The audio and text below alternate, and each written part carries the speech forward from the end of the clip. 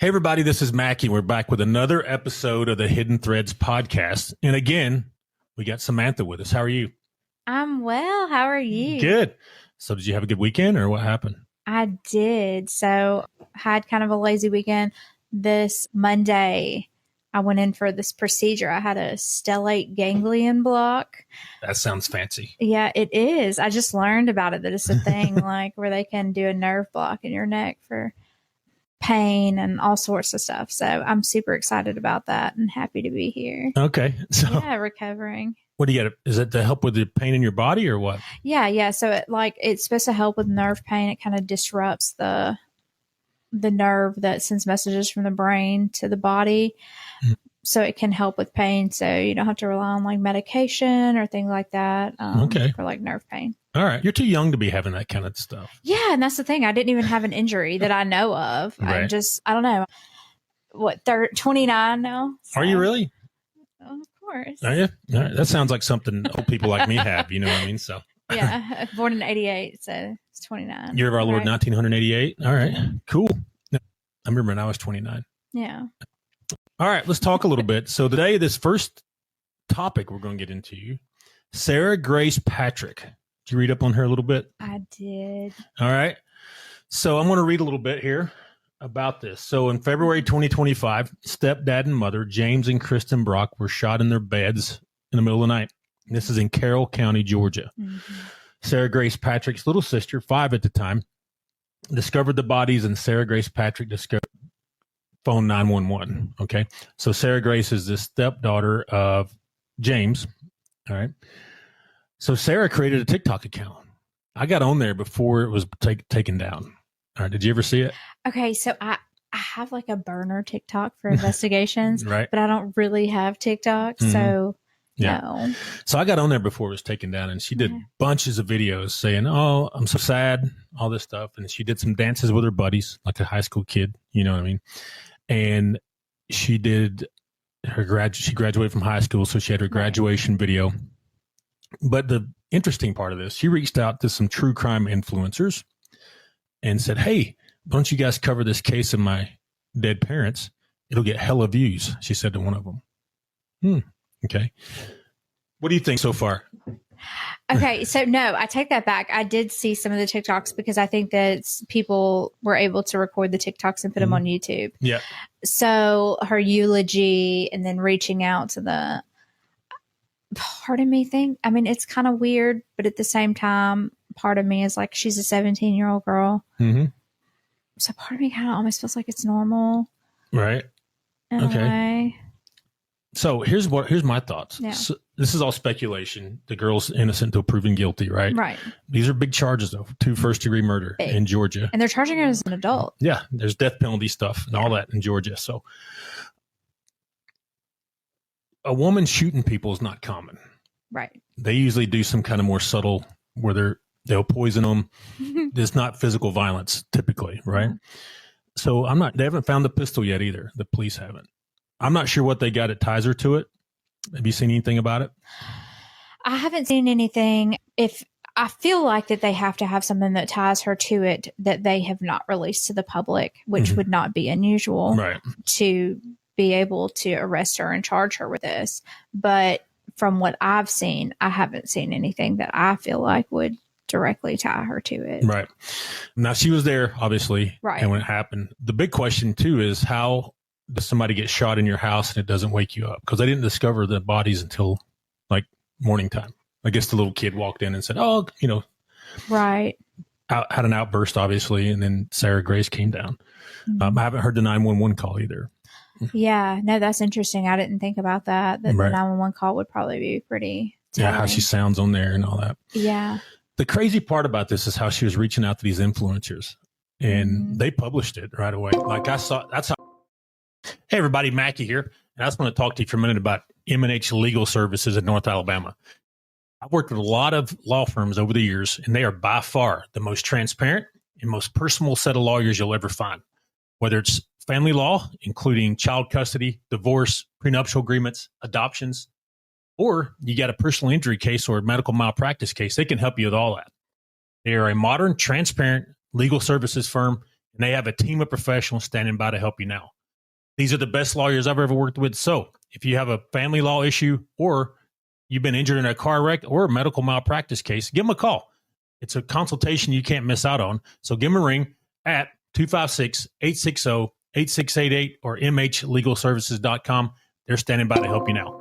I heard about it. I was just scrolling TikTok and saw one of these true crime influencers say, have you heard about Sarah Grace Patrick? Well, she contacted me.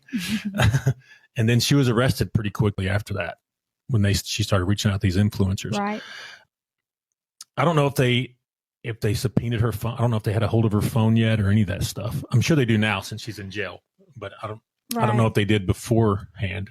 So what stuck out, because you send me down these rabbit holes now, I'm going to be obsessed with this case and follow it till the end. That's what I'm here for. Yeah. Thanks.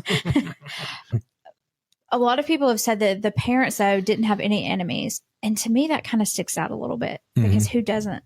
Right. Unless you're, I don't know. It just, to me, not having a single enemy is suspicious. I think that that's weird. Right. And they were saying that she wanted to live with her father. So I thought that that was interesting too. I'm looking to see if anything comes out about potential abuse in this situation. Right.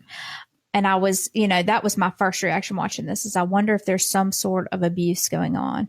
And then today I read where the stepfather's sister came out and said that she was not surprised because her brother, who was murdered, had told her that Sarah Grace was not who you would expect. So she can't be trusted. So I'm like, why was this man going through such lengths to discredit this child behind the scenes? Like there was more going on there in that situation. Either she really did have something wrong with her and just had never presented before, been in trouble or anything, or that was an effort to discredit her. Right. So I'm just curious to see what else comes out about this family because I feel like there's stuff going on there. Right. So from what I read from the family that's talking to the media and posting stuff on social media, there was some disciplinary issues. And she wanted to live with her real dad, her biological dad. And even her biological dad said, no, you need to live over there. Because I guess they were, he worked all the time and wasn't there. So she had more freedom to get out and do whatever she wanted. Where her step parents were more strict on her. And they all, I guess as a group, they said, hey, you need to be over here. I guess you could be supervised better and all those things. Yeah, she had like a structure and they had the time to. I just, the abuse part, I don't know. That may be her defense. I don't know what they're conjuring up on the defense side. Maybe they're just like, hey, she didn't do it at all. Where's your proof kind of thing. Or they may say, yeah, she did it, but she was sexually assaulted, physically abused over the years. All those things. Or she got somebody to do it. It could be like a gypsy. Murder for hire thing. Yeah, like a murder for hire thing or a boyfriend that, did it because she said, she needed protection, that kind of thing. Right. Because, I'm telling you, it is rare for a woman to shoot somebody in a murder, right? Very rare. It is. That's not. You never see it. You see poisoning, if I can say it right, cutting brake lines, those things. Yeah. Do you know where they were shot to? Like, I don't know where they were on the body. So, yeah. But I don't know how many rounds were fired. They do know it was from a pistol. They just haven't found the pistol yet. So I guess we know how many rounds? No. No, they said that there were shell casings and bullets recovered from the scene. So that'll tell you. The way if you shoot somebody a bunch of times, it could be emotional, or where they're shot on the body can point to. Right. Yeah. It'd be a more personal. Right. Have you ever heard of a murder where a woman shot somebody with a handgun? And when you going through true crime and all that? I think a couple, but it's super rare. Yeah. It's very, very rare. Right. Yeah, it's typically poison. They like to put, I don't know what kind of poison they'd use, but we had one here in Alabama. It was private investigator in Huntsville. Did you ever hear about that? No. So Jim Capella was the investigator. I think this was 9 or 10 years ago. All right. And his wife was a nurse and she overdosed him with insulin and he died. Yeah. She's in prison now. So, but yeah, she got insulin from the hospital and was putting it in. He was drinking it, I guess. And it seems like poisoning somebody to death would leave like the most evidence to you. Like it'd be pretty. I'm not, if you die, I'm not sure if they check your blood sugar, do they? I don't know. I don't know. I've heard of people killing people by putting a lot of the nicotine patches, right? Fentanyl patches on people when they sleep. Fentanyl will do it. Yeah. Nicotine, though. How much nicotine you have to have? Yeah, I think that you can actually kill somebody with. Right. And that's typically how women do it. Not a suggestion. Right. Yeah. That's typically how women do it, we're saying. Now, Yeah. men, they stab and strangle and shoot, right? Yeah. And the women like to poison. Sounds like I've been researching this. Right. Well, you just, by reading and right. over watching shows over the years and stuff, you just kind of come to that conclusion, right? Yeah. Maybe we'll get some people tell us about it, in the comments. But yeah. I wonder if you were going to. What would you do? If I was going to do what? If you're going to kill somebody? Yeah. No, in the comments, how would you do it? Right. We might get the hitman. Right. Speak up, Yeah. But yeah, I think it's interesting. There's a lot of questions out there in this Sarah Grace Patrick. Number one, did she hire somebody to shoot him? Did she do it herself? Where's the pistol? Where, is it going to turn up anywhere? And a lot of interesting stuff. Was there abuse? Is she going to claim that as a defense? Or is she going to say, hey, I didn't do it. Show me your evidence kind of thing. But I think they'd have to have a lot of evidence to arrest her on murder one. I do too. I'm ready for it. Have they had a preliminary hearing?